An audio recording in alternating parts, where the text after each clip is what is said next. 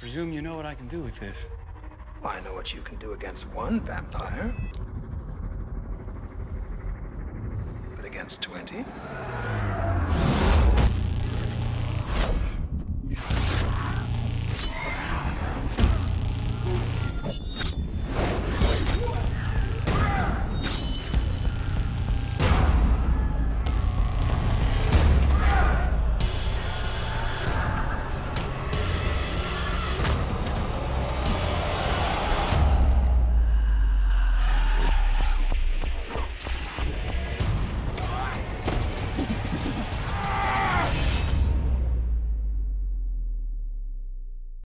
How are you, man? Good, nice to see you. Man, I love talking to you because you're like one of the few people that you're so just passionate. You're extra super passionate about the art of making movies. No, well, you know, I grew up loving movies, and you know, so for me, it's like a dream come true, really. So, what made you jump onto this project? Well, just the title. I mean, it was before the title alone was like, I'm hooked. I'm in. I want to see this movie. Okay. You know, I mean, the book wasn't even written yet, and it was just the idea because it kind of reminded me of a movie that I would have seen when I was a kid. You know, there was a theater that I used to see like triple features, like weird monster movies, right? And it just seemed like it would fit right in there. So when you decided to jump on, like, what is your actual function so that people understand? When it says Tim Burton presents, what does that mean? Well, you know, I got involved because you know, like I said, even before the book. So you know, it was, and I'd worked with Jim and Timur before as producers, and we kind of got involved talking about it as just producing it.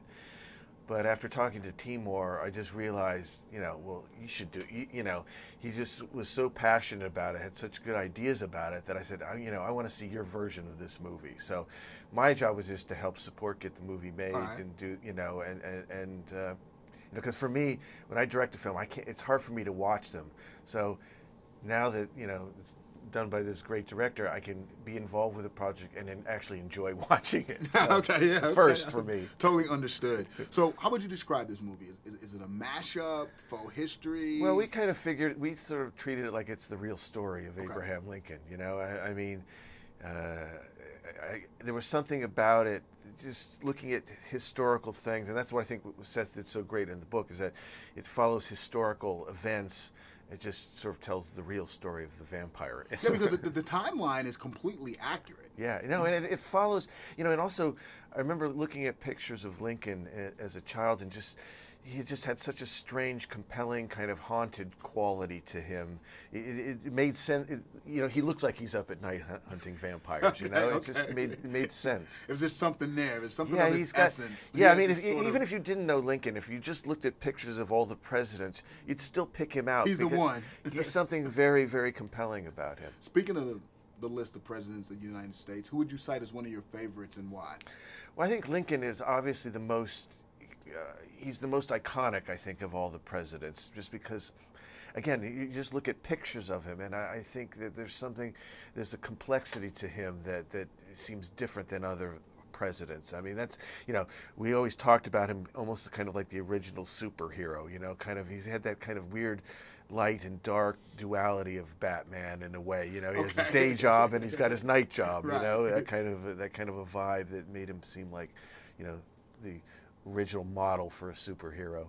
Who would you say would be the next? Would there be a next that kind of like stands out that could totally hunt down vampires and kick butt? Yeah, I don't know. We might have had a few that were actually vampires. Like Richard Nixon might have been a vampire. I don't know. You know, so it works both ways. Right, exactly. Now, you oversaw this project, but what are you personally working on now? Just finishing up an animated film that I'm working on. So that's it. And then beyond that, I have, you know, a black hole. Yeah, you crank them out though. The past 5 years. Well, this time it's unusual. I mean, you know, it's very hard to get any project made, and so you kind of go with it when you can. And I think it's a bit of a rarity. I don't think you know.